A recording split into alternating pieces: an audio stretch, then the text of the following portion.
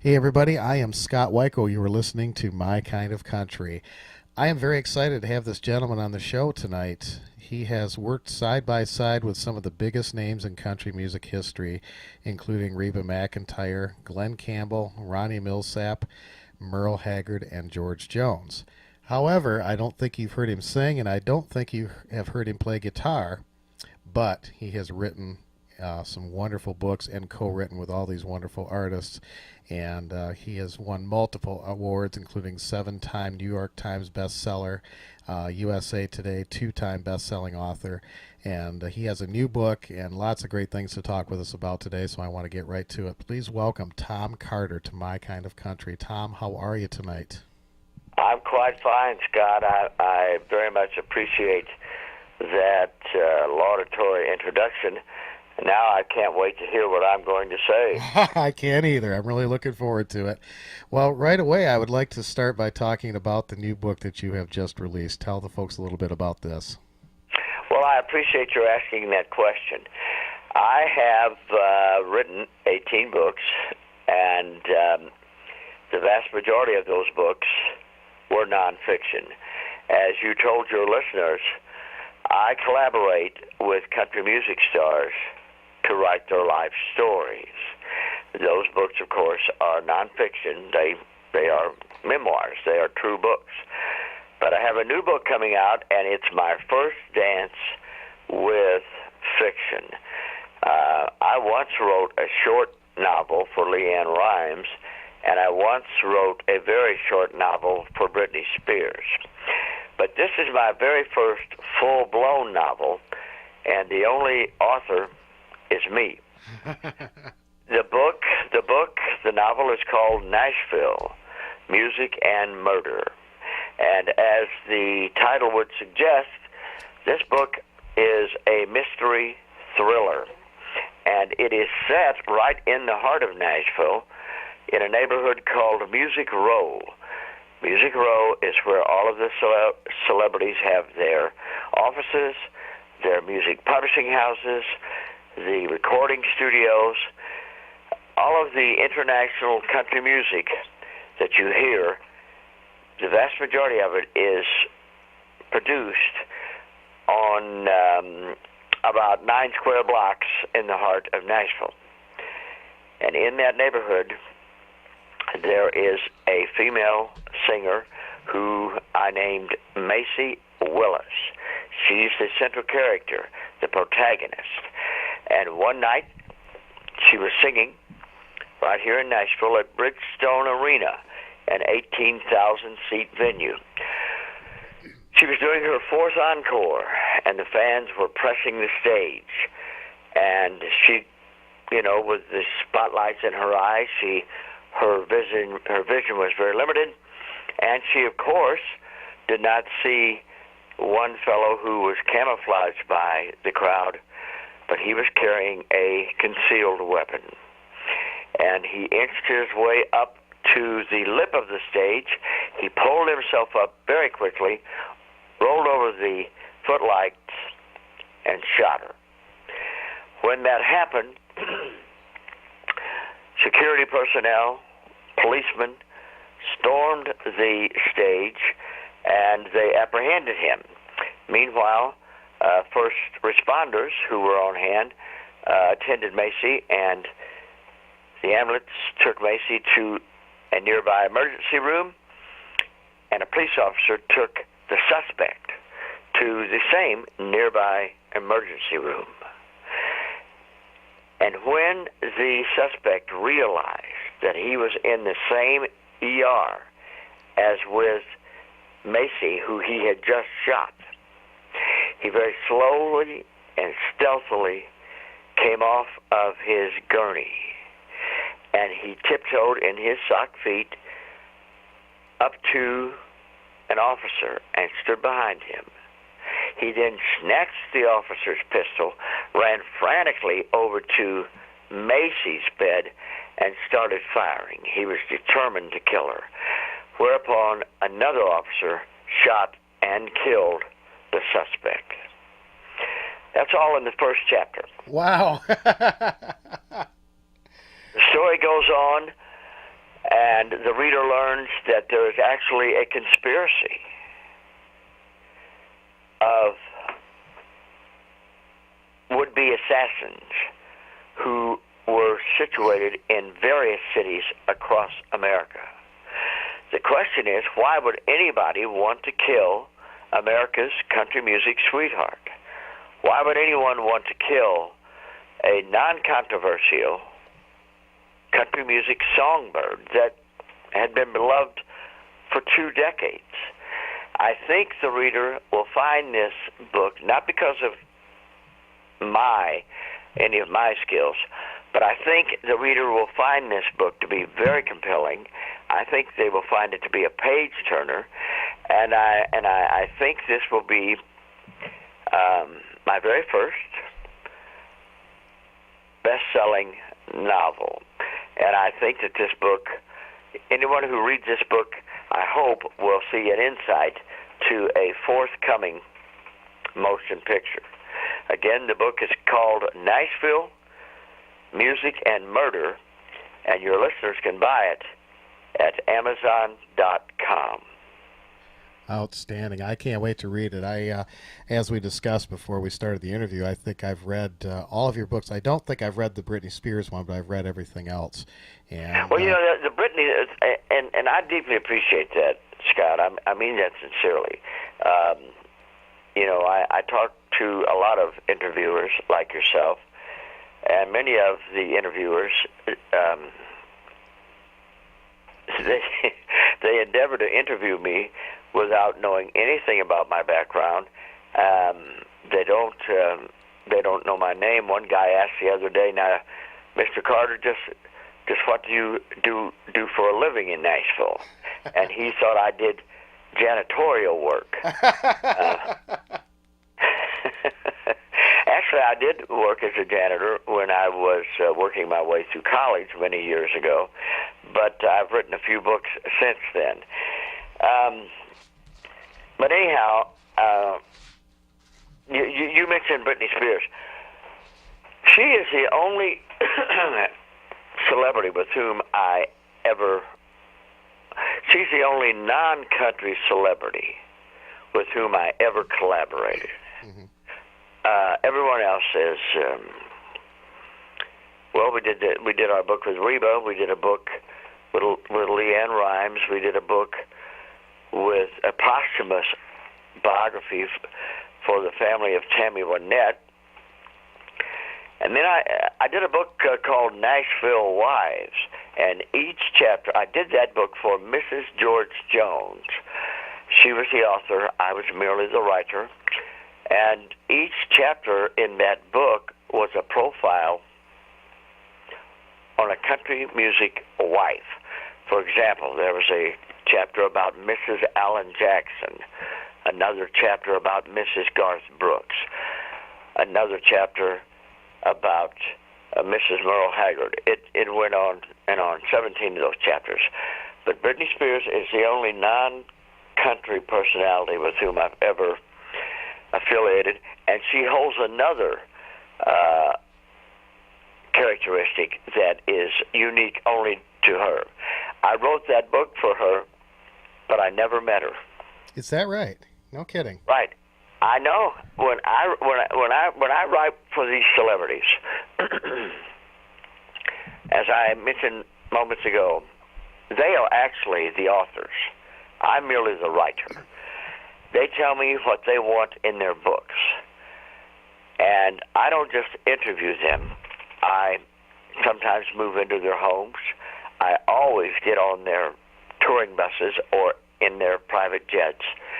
And I pretty much figuratively and literally eat, sleep, and breathe next to these celebrities for about a year, maybe a year and a half.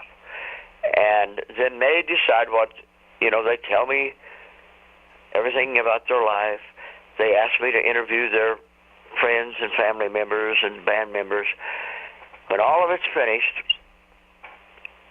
I put a manuscript in front of them, and they decide what will and what will not go into their autobiographies, their memoirs, if you will. Britney was not like that. I wrote it was actually, as I said, it was just a small novel, and she was at the top of her game at that time when I did the book, and I talked to her mother a few times over the telephone, but I never talked to Brittany at all. I'll be darned. But you know, the book was a success, and it prompted a primetime movie that ran 6 times on the ABC Family channel. And I told someone, you know, we've had this much success with Brittany's book. There's no telling how well we would have done if we ever met Brittany. That's great. I love it. Well, folks, you can read more about Tom's wonderful career and see his body of work at authortomcarter.com. And he is also on Facebook and on Instagram, so make sure that you hook up with him. We'll have that information on our Facebook page as well. Tom, my listeners all know how much I love Merle Haggard. I was very blessed to call him a friend and spend a lot of time with him over the years. And he was on my show twice. And I would like to talk a little bit more about Merle Haggard, if you don't mind. Oh, please do. You know, I did a book with him. I know you did. And my first question, that was his second autobiography. Did you read his first one before you going into this second book? I did. There again, he was the author, and the writer's name was Peggy Evans. And that book was published in 1982. I think it was called Sing Me Back Home, but I'm not sure. Don't hold me to the title. You're absolutely right, and I believe it was Peggy Russell was her name. Peggy Russell, okay. Yeah. Mm-hmm. Yes, that's right. You're correct. See, I told you, you know more about my body of work than I do. Well, that's all right. Well, tell me a little bit about how this came together with Merle. And I read a story that you were in a vehicle with Merle, and he was having some chest pains. That's true. First, I'll tell you how I met Merle Haggard. I lived for many, many years in Tulsa, Oklahoma, and I loved country music. There's a giant radio station there, which was then AM. It's now AM/FM, KVOO. Mm-hmm. And in the 60s, it was a 50,000 clear channel AM station, and I listened to this young singer from Bakersfield, California, named Merle Haggard, and I loved his first songs, his first 2 or 3 songs, and then when he recorded "Sing Me Back Home" and "Today I Started Loving You Again," I was totally mesmerized by this guy. Well, he came to Tulsa. The first time he ever played Tulsa, he played Kane's Ballroom. It holds 1,000 people. And I'm not going to say it was rough, but if you enter the door without a gun or a knife, they'll issue you one. That isn't entirely true, but it gives you an idea of what a rough and tumble place it was. Well, I went down there, and I saw him, and there was so much cigarette smoke in the air in 1967 that I had to walk half of the length just to see him on the stage. People were dancing and drinking, and that's the first time I saw him. Well, I graduated college, and I became a newspaper reporter in Tulsa, at the morning newspaper, the Tulsa World. And in a short time, I began covering country music. Haggard loved to play Tulsa because that was the home of Bob Wills. And during the 40s, Bob Wills was Haggard's musical mentor. And so when Haggard would play Tulsa, I would go interview him. And I did that each time he came through Tulsa, and we became buddies, and he started calling me at home. That went on through the 70s and 80s, and I did my very first book in 1988 with Ronnie Millsap, and then we had a hit with Ralph Emery, and then with Glenn Campbell, and then with Reba, and then with George Jones, and one day I got a call from Haggard. And he said, I want to write my life story too. Let's do this thing. So I've moved from Nashville to Palo Cedro, California, where Haggard has a ranch, where he had a ranch. And I commuted back and forth from Nashville to Palo Cedro, and then I got on his bus with him. I made every date that he made for 1.5 years, and when it was finished, we had what I thought was a pretty compelling autobiography. It was very candid. One of the stories he told me, you referenced a while ago. He and I were in rural central California. He decided one day, let's talk about this book, only let's get off of this ranch and let's not go fishing, because if we go fishing, we'll focus on the fish and not the book. So let's just take a drive. And we were driving through on a blacktop road, 2-lane blacktop road. And the woods were very, very thick on either side. Tall trees. They looked like redwoods, but they weren't. And all of a sudden, he grabbed his chest, and he said, Carter, I think I'm having a heart attack. I said, well, do you have any aspirin? He said, no. And I said, well, we passed a little country store about a mile ago, Merle. I don't know if you saw it. I was driving. I turned his SUV around, and I sped back to that store, this old-timey store. I went in there, and the guy had one little tin, T-I-N, one little tin of aspirin, and the tin had been rusted shut. I'm surprised the aspirins had any stout in them. But I pinched that tin, I gave an aspirin to Haggard, and I told him to chew it. And that I'd always heard that, that if you're having a heart attack, gulp an aspirin. Well, he did that. I got back in the truck, and we started off, and he said, Carter, I'm afraid that I'm going to have those chest pains again, and there's no way we can get medical attention this far out here. He said, so don't call an ambulance. I said, what? He said, if I go into cardiac arrest, don't call an ambulance, because I don't want to die in the back of an ambulance. I want to die out here with a friend and with nature and with God. I never had to make that decision, because I kept on driving to town, and once we reached civilization, I started toward the emergency room for a hospital there in Redding, California, and once we got there, Haggard wouldn't get out of the truck. He said, I'm all right now. Wow. And so went back to his house, but for a few moments there was a great deal of pressure. I really thought we were going to lose Merle Haggard. That was back in 1998 when that happened. Wow. Yeah. That's amazing. One of the nicest things I have, Merle was very kind and signed a lot of things for me over the year, and when that book came out, it was in January of 2000. It was his first tour of the new millennium, and I had the book, and I took it, and I had him sign it, and I wasn't watching when he signed it, and he closed it up and handed it to me, and I never looked at it until I got home. And what he'd done is on the inside he wrote, my first book signing of the new century, so it's free on me, Merle Haggard. Well, you got more freebies than I did. I had to buy my own book.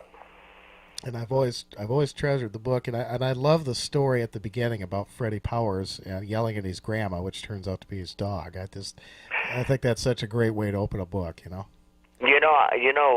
He passed away, and of course we lost Merle on his birthday this year, or last year now. I guess it was about 9 months ago. And I think about him every day, and I'm sure you do too. And we will think about him for innumerable days to come. Each morning I turn on my computer and I go on Facebook, and there's always 3 or 4 postings with songs or footage involving Merle Haggard. Now, admittedly, I have a lot of Facebook friends who are in the country music industry, but I'm looking at him now at a photograph in my office. It's he was a mentor to other musicians, and he was comfort to his listeners, or at least I think. Absolutely. What was your general feeling of when you spent time with him, as far as what kind of a person he was to be with? I'll tell you what, he was more passionate about music than any other celebrity with whom I've ever worked. That whether we were writing, whether we were riding on his bus, or we were sitting in his living room, he always held an acoustic guitar in his lap, and he would be strumming or looking for a new riff the entire time he was talking to you. And when I first hooked up with him, I thought, you know, he's not participating at all in this book. He's totally distracted by music. But that wasn't true. Making music was secondhand to him. It was like breathing. And when you took away that guitar, the only time I ever saw Merle Haggard lay down his bus guitar was when he walked from the bus to the stage to pick up his electric guitar. He was all about music. Mm-hmm. He was not in the music industry for the industry. He was in it to make music. And if he could make it most effectively in the music industry, then he would remain in the industry. At least that's my assessment. Mm-hmm. I think that's true. Otherwise, if Haggard had never become a star, if he had never gotten a record deal, he would still be somewhere in Bakersfield today, sitting on a bar stool in front of a microphone, singing for a bunch of drunks and dancers, and he would have felt just fine. I think you're absolutely right. Was there anything in the book that didn't get in the book that that you had put in there that he decided, I don't want that in the book, or was there something that he didn't want to talk about? Or actually, there were a few things, but see, I'm not at liberty to disclose those things because, first of all, I have an ethical obligation to them, but secondly, I even signed contracts with each celebrity saying that it's a non-disclosure contract. I cannot tell anything that they don't want to be in the book. And many times they will tell me an anecdote. Haggard was one of them. He told me a story about something that happened to him during one of his 17 incarcerations. And in fact, it happened to him more than once. And he was going to put it in his autobiography. And then he took it out. He said, I just don't think some of my fans could handle this. So, to my knowledge, no one knows anything about that. I can tell you some funny stories that might not be in there, but with Haggard, there really wasn't a lot of laughter. He's serious. He's a cordial guy, but he's a serious guy, and he is foremostly serious about music. When he's not playing it on the bus or playing it on stage, he's talking about it. And he's really an authority about traditional country music. He used to reference old Hank Williams albums or Lefty Frizzell albums, and he would reference some song that was number 3 on the B side of a long play vinyl record. You know, he was really, he could have overseen an archives of country music. or so Absolutely. I feel. Absolutely, he certainly was, and I had a lot of opportunities to talk to him about that. And one thing that Merle Haggard did for a lot of younger people is he carried on that old music that he was influenced by. He carried it to a new generation because he did all these tribute albums, and like you said, he was very well versed in the history, and I thanked him for that. That was something that helped me in my journey of learning about country music and he was truly amazing to talk to about that kind of thing. You're absolutely right. I would like to talk about George Jones. You he had this book was absolutely wonderful, and I was very glad when it came out because I had read the previous books that came out on Jones that had he had nothing to do with him, and I always thought it really would be nice for him to tell his own story, and I it had to be difficult to do this book with Jones because I'm sure that a lot of his memories had to be skewed and clouded from all the years of abuse and everything. What was it like writing this book with George Jones? Well, I'm glad you asked that question. I always thought that Jones was the Caruso of country music, and I began listening to George Jones when I was about 14 years old, and I actually bought every time he issued an album, I would buy it, and to this day, I probably still have 40 to 50 of those old vinyl LP albums. And so, let's see, I was coming off of Reba's book, and Jones called, and he he wanted to do a book, and well, I was thrilled. So I went out to his house. At that time, he was living in a two-story estate on 300 manicured acres. And we talked about it. He wanted to do it, and he said, okay, I'll call you, and then he wouldn't call. And that went on intermittently for several months. And it's because he had cold feet. He said, and he later told me, he said, if I'm going to ever do that book, I'm going to tell the total truth. And I'm afraid to do it because there have just been so many illegal activities in my life. There have been so much gunplay and violence and drugs and alcohol, and I'm afraid I'll damage my career. But he told me one time, he said, Carter, my music is honest, and if I ever do this book, my book will be honest.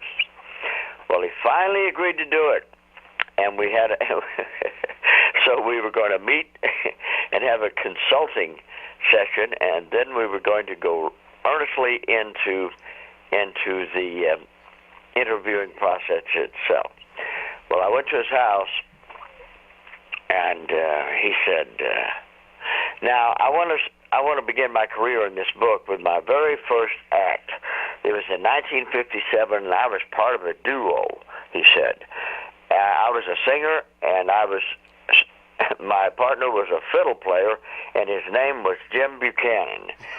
And I said, George, Jim Buchanan is your fiddle player now. He wasn't born in 1957. And George said, I was afraid this would happen. He said, to tell you the truth, I can't remember anything. And like you were saying, Scott, George Jones said to me, there's just been too much whiskey, and what he said was there was too much cocaine. And I don't have any recall. And he said, so here's what we're going to do, Carter. I want you to go to Big Thicket, which is a rural area in Texas where Jones was born and reared. He said, you go out there, talk to my sister, and talk to anybody who's still alive out there, and they'll tell you about my childhood. He said, then come back to Nashville and talk to my old band members, my old celebrity friends, my producers, et cetera, et cetera. He said, they'll all have stories about me. They'll all want to be in my book. He said, so you come back to me after you've talked to all these people, and you recite to me all of the stories they've told about me. And he said, if those stories ring true with me, I'll put them in this book. I don't care how inflammatory. He didn't say inflammatory. He said, but I don't know how powerful, no matter how powerful those stories are, I'll put them in that book because I want my book to be true. And he said, look at it this way, Carter. We're going to write my book not depending on my own memory, but we're going to have the memories of probably 75 to 100 people with their memories. So that's what I did. It took almost 2 years to write that book. And you read the book, Scott. I came back. I said, I would come back, and I'd be nervous wreck. I would think Jones is never going to put this in the book. So I'd say, okay, Jones, now here's you were once arrested for first-degree murder, and I called the police department there. I have the public information here. You did, in fact, you were arrested for murder. What about that? He said, you're absolutely right, I was. I'm glad you brought that up. He said, my fan club was sitting on my motorhome, and she was the last person that was seen alive because I had to get off of the motorhome to go on stage. When I came back, she was gone, and they found her dead in a cornfield shortly after. So, of course, I was the suspect. And I said, well, what happened? He said, well, just what you're reading there in the police report. Some guy came forward. His name was Roger Miller, and the guy confessed to the crime. Jones told a story about his drug dealer and how that dealer had been decapitated. All of those stories were told to me by Jones's friends and associates. And every time I told him a story, if it was true, he'd put it in that book. Now, sometimes his family and friends and associates would say really, really kind things about Jones, and he wasn't so interested in putting that in his book. Well, that book rose to number 6 on the New York Times bestseller list, and I think it's one of the, if not the best nonfiction book I've ever done, just because of George Jones's transparency. I mean, what did you think? Did you like the book? I absolutely did, and the thing that I really appreciated about the book is that, like you said, if there was something that if it might not have necessarily put him in a very good light, but he still told it because it was the truth. And I also appreciated the fact of there were some things that were cleared up, especially a lot of the things when he was married to Tammy Wynette.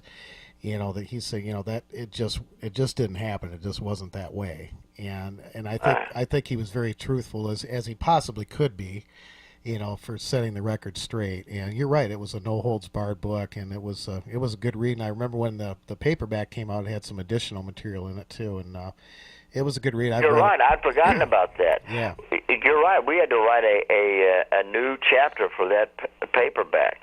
I'm telling you, Scott, I'm going to start calling you frequently so that you can elaborate on my life.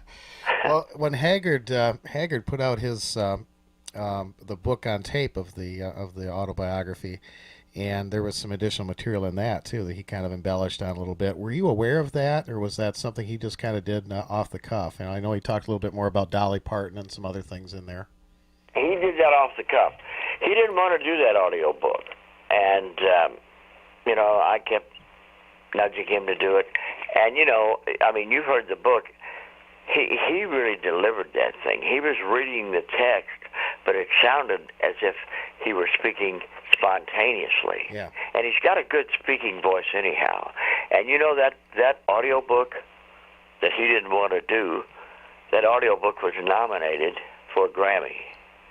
It didn't win, but it was nominated, and to my knowledge, that was the first ever country music audio book that was ever nominated for a Grammy. Wow, that's impressive. Well, it was well deserved, and Tom, I want to thank you for all these wonderful volumes of history that I call them volumes of history because that's truly what they are for country music. I applaud you, and I appreciate what you've done by getting this information out to the public so that it can be preserved, it can be read in a manner of such that it's presented with the fullest intent of honesty and integrity. And I thank you for that. Well, thank you. I appreciate that. And I appreciate the fact that you define my body of work as a cultural record. I appreciate that very much. Well, it's very well deserved. And Ralph Emery is another one. I've always been a big fan of Ralph Emery, and he's been a big influence on me. And I loved reading the stories in both of the books that he put out. And that had to be just amazing to sit there and listen to all those wonderful stories. I mean, this man, he was there for all of this as it was happening. It unfolded right in front of his eyes. Oh, I know. He didn't want to do the book. I'll tell you how that happened. I had done that first book with Ralph. I had done my first book with Ronnie Milsap, and I'd been with Milsap for 40 shows, and I would see him each night. And in those days, there was no. This was in 1988, so no one had. A few people even had personal computers, but there was no internet. So people who read books were mostly senior citizens, or at least a big fraction of our population read books. So when I was touring with Milsap, and when the opening act was on for Milsap, I would go. No matter what town we were in, I would go to a senior citizens facility to see what the people were reading. Well, when I went in there at the 8:00 hour, they weren't reading anything. They were watching Ralph Emery on his live talk show in Nashville, Tennessee. And I kept seeing that in every town where Milsap played. So I came back to Nashville, and I wrote a letter to Ralph. And, well, he didn't answer, and I wrote another, and he didn't answer. Milsap and I were on Nashville Now, Ralph Emery's talk show. Mm-hmm. And this was in 1989, maybe 1999. And we launched Ronnie's book on that talk show. And when the show ended, Ralph came off stage, and I walked up to him, and I said, Mr. Emery, I collaborate with celebrities to write their autobiographies. He said, are you the guy that wrote Ronnie's book? I said, yes, I was just on your couch. You interviewed me in front of 1,800,000 people. He said, well, you look familiar. And he had just interviewed me 10 minutes ago. I said, I'd like to talk to you about doing your collaboration for your life story. Well, I don't know, he said, and he hum. I went back 6 times to ask him if I could please collaborate with him to write his life story. Is that right? And I think he finally agreed to do it just to get rid of me. No, seriously, I think that. So you know what? We wrote a book proposal. We gave it to a New York literary agent, and he procured a very, very, very small advance against royalties, because no one in New York, no publisher in New York, had ever heard of Ralph Emery in 1989. But Ralph stayed with me, and I stayed with him, and we wrote that book, and it was a runaway hit. It was released on November 7th of 1990, and by Christmas Day, 400,000 copies of hardbacks had been sold, and there was not another hardback to be found anywhere on the North American continent on Christmas Eve, 1989. It had all been sold. Wow. And that book rose to number 2. Only my book with Reba has ever risen to number 2. Reba had number 2 on the New York Times bestsellers list, and so did Ralph Emery. And that book was such a hit that they paid us 20 times as much money as they had paid us to write that first book. Wow. And I wrote the sequel then. I wrote the first and second memoirs for Ralph Emery under his authority. And then he was asked to write a third and a fourth. But I felt like I could not give him my best, that my freshness for writing for Ralph had wilted. You know, I'd been with him at that point. I'd been with him for more than 3 years to write 2 books. So I turned it over to a woman named Patsy Bales Cox. She did a really good job, I thought, on both of those books. She has since passed away. Ralph is retired, and I ran into Ralph in December at the grocery store. And you know what? And I think he's a. I'm not going to project his age, but it's in the 80s. And you know what? I hadn't seen him in years, and I ran into him in the grocery store, and he said, "Carter, let's write another book." That's what he said. Wow. I think I'm going to suggest that he collaborate with you, because you'd be an able candidate. Well, I'd love to see him write another book. You know, it's we're losing so many of the people that were the pioneers of country music, and while we still have them, it's wonderful to get all this stuff down. You know, because it's never going to come around again. No, it's never going to come around. On that note, is there somebody that you had always wanted to do a book with and never got the chance to? I have always wanted to do a book with Alan Jackson, but I have not. That has not happened, and I don't know that if he. First of all, I don't know if he'll ever do his life story. I suspect he will, because so many of his mentors have. You know, his mentors were Haggard and Jones, and so someday he'll probably do an autobiography, but he might not use me. His wife, Denise, did a book, I don't know, about 10 years ago, and she had a very competent collaborator, and it's a female, and that female is a friend of Denise and probably a friend of Alan's, and maybe if Alan does his life story, maybe he will use that female collaborator. I can't remember her name. But yes, if I could pick one more country music personality, it would be Alan Jackson. Because if he's not an icon, he certainly will be. Absolutely. He's a keeper of the flame. You're absolutely right. Of genuine. Well, I hope he does, because you would be the natural fit for that. I'm sure he's read. Well, send him a letter and say, Alan, you're dumb if you don't do a book with Tom Carter. All right. Well, if my listeners are listening, you send a letter to Alan Jackson. Let's get a petition going, folks. Well, I'm anxious to read your new book. We're going to Nashville here in a few weeks, so I'm really anxious to read it. I'm going to be right in the heart of it, so it'll be a good read for. Are you coming to a convention? We are actually going to be in Pigeon Forge for the North American Country Music Association's International Awards. My station received Radio Station of the Year, and I'm very excited about that. So I'm going down to. Well, congratulations. Thank you. And then we're going back to Nashville to spend a week there. My wife and daughter have never been, so we're just going to have a great time down there. So I'm really looking forward to getting back. How long has it been since you've been to Nashville? 2013 was the last time I was there. Okay, well, it's still growing rapidly. Yeah. More than 100 people a day move to Nashville. Wow. Well, I always look forward to being down there. And your new book will be a good read for me. I think that'll be my reading book for the trip, so I can kind of take it all in as I'm there, and I can look up at Bridgestone Arena and envision the whole thing. You know. Well, yeah, you can do that.